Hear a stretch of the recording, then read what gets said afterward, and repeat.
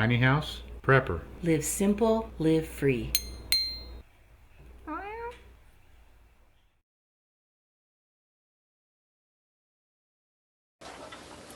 Hello everybody, Bill here with Tiny House Prepper.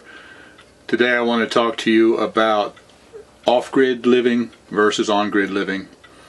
This is not going to be a technical video of how to do the technical aspects of going off-grid with solar and all that kind of stuff. What I'm going to be talking about is the mentality or the mindset of off-grid living, and also the legalities of it, because if you're considering going off-grid, there are some legal issues that you really need to understand.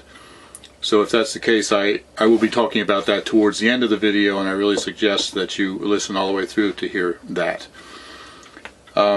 Why would someone decide to go off-grid?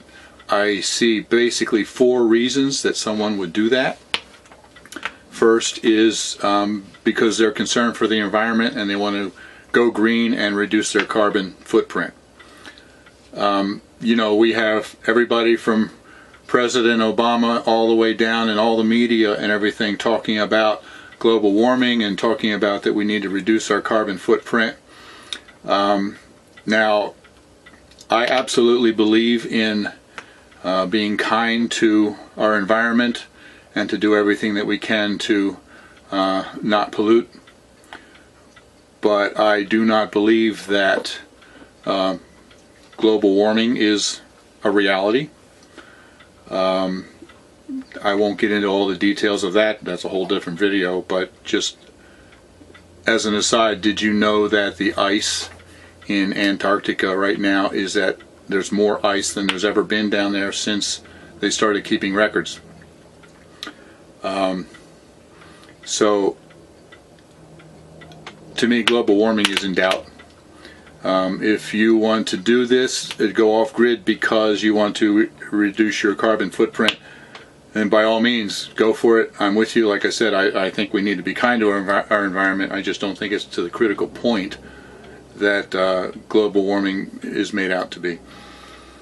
The second reason that people go off-grid is because they're living in a tiny house that's illegal. Now, what do you mean illegal tiny house? Well, basically they have a tiny house on wheels, and there are zoning issues that make it illegal. Usually either the zoning does not allow trailers or mobile homes, and therefore they can't legally park a wheeled tiny house there. The other issue is many times there are minimum square footage requirements, which are several times larger than a tiny house, and so the house is parked illegally. I have done a separate video that explains that in much more detail. I'll put a link here for my illegal versus legal tiny house video. And if they are parked illegally, then that means they can't get electricity and sewer and all that hooked up, because it's not a legal residence, so they can't get the power grid hooked up. So if they want to live in that house, then they have no choice but to go off-grid, and with solar and many times composting toilets, hauling in their own water, things like that. The third reason that people want to go off-grid is to save money, because if you can find a cheaper way to heat your house rather than electric, it's a good way to save a lot of money after you do the initial investment of however you're going to power your house or heat your house or supply your water. Now, this is one that I really can get into. We put in a little mini wood stove so that we can heat our house cheaper, and we'll be doing other things too to go green and off-grid as much as possible to save money. The fourth reason that people go off-grid, and this is our main motivating reason for us, is because we are preppers and we believe that the grid is going to go down eventually. If it does, then you have to be able to live completely off-grid. So we take the basic, I think, prepper mentality, if you will. I think a lot of preppers think this way. The grid is there, we like it, we like the convenience of it, so we use it. but we are preparing ourselves to be totally off-grid in case the grid goes down. Sort of like a backup, so that we're not all of a sudden living in a cold house with no heat and we all of a sudden don't have any water. So we're living on the grid and we're preparing to go completely off-grid, and that's what I see as the prepper mentality.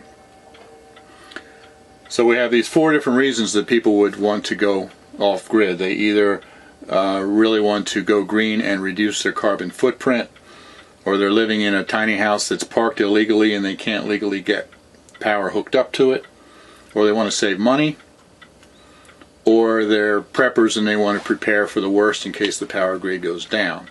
I think any one of the 4 of those are legitimate reasons to go off-grid, and like I said, we're basically working with 2 of those to save money and to be prepared for when the grid goes down. Now, we have a situation in this country, though, that you really need to understand, and that is that in most places in the United States and also in Canada, living off-grid is actually illegal. And we'll have 2 different things that I want to talk to you about to show you that it's illegal. But then at the end, I do have a couple of suggestions about how you can get around that.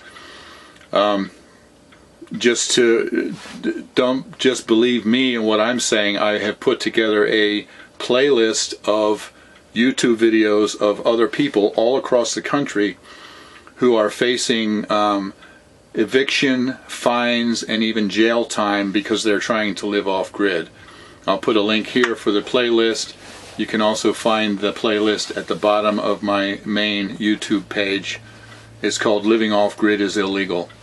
Now, if you are a believer and a supporter of liberty and constitutional freedoms, I will warn you that if you watch some of these videos, it'll probably make you pretty angry, because it's outrageous that people are trying to live off-grid and getting in all kinds of legal trouble because of it.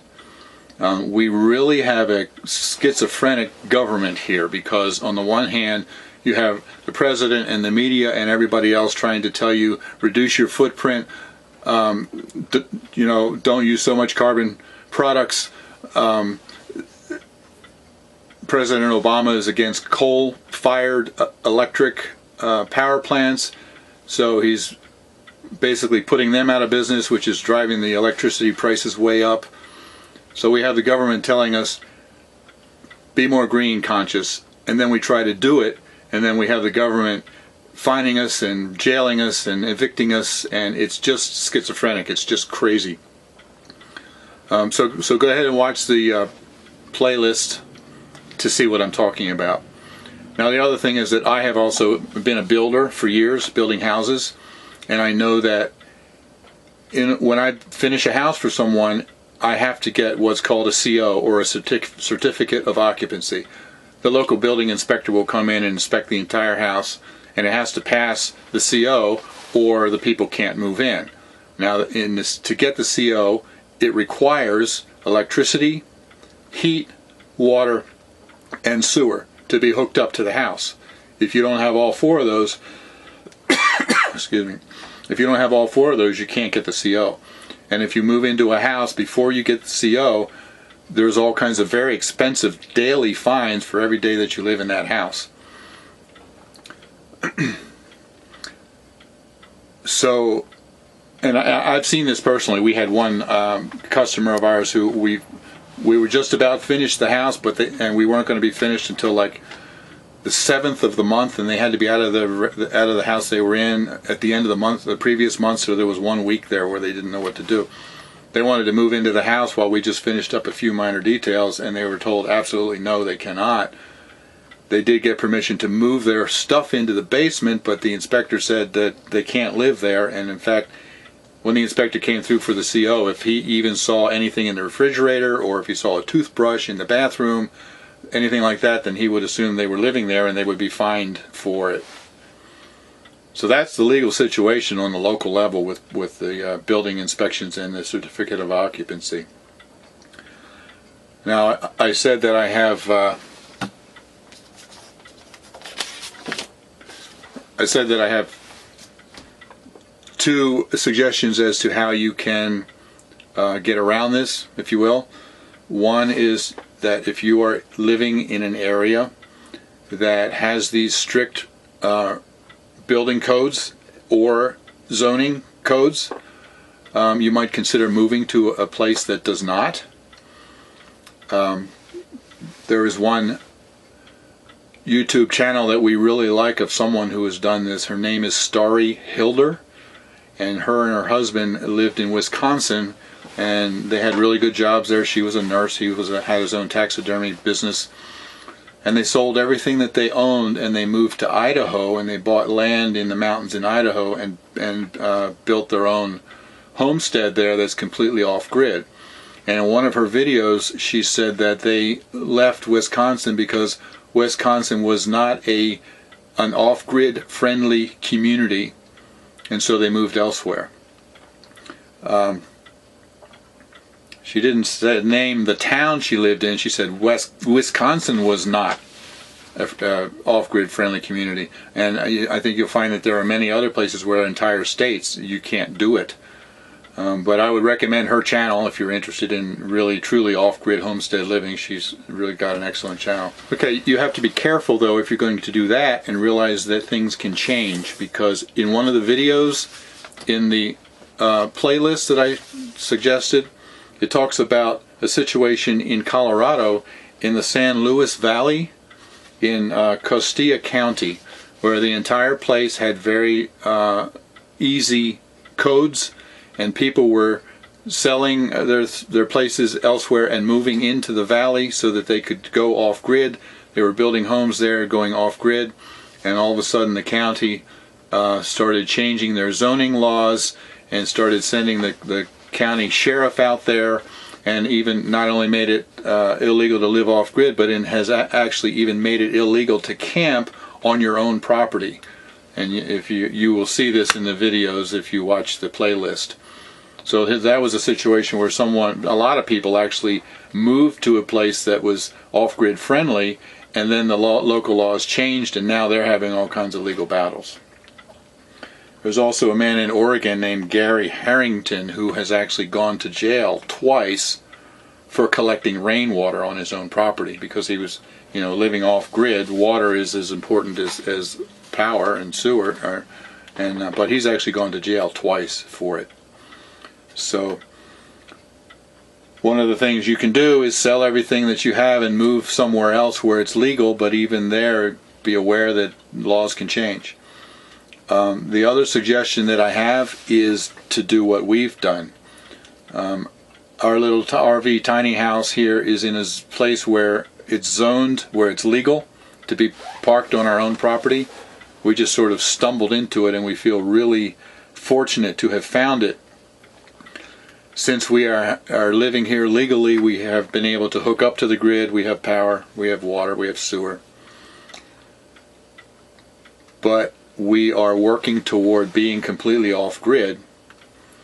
Like I said earlier, not because we want to be, the main reason is because even though we like the grid, we want to be prepared for when the grid goes down. So what you can do is hook to the grid and then don't use it. All of this that I'm talking about is just as applicable to big houses as it is to tiny houses. But if you can be somewhere where you have a legal residence, whether it's a large house or a tiny house, go ahead and hook up to the grid. Yeah, it does cost you a little bit more, that you feel like you shouldn't have to spend that money to put in all the electrical system and all that kind of stuff. But if you do that, then you're free to go off-grid, and as long as you are hooked up. If you're hooked up to the electricity and you don't ever use it, I think there's like a $10 minimum monthly fee or something like that, but it's well worth it to not be find yourself in all kinds of legal battles. So hook up to the grid, but don't use it. That's what we're doing, and that's what I would suggest. Now, I didn't want to do this video to be a downer and to say that don't go off grid. I want to even encourage you to do that if that's what you're thinking about. But I did this video so you can realize that we do have some serious legal issues and problems in this country, and if you do that, I want you to be aware of some of the problems that you may face so that you can go into it with your eyes open. Start by just, talking to your local county or your local township or whatever and find out what the local laws are. And then you'll just have to go from there and figuring it out. But there's the problems, there's the issues. I'm warning you so that you know what you're facing if you try to do this. So I hope that's been helpful. If it has, please like the video and subscribe to the channel. And God bless you in your efforts to go off grid. And as always, live simple and live free. Thank you.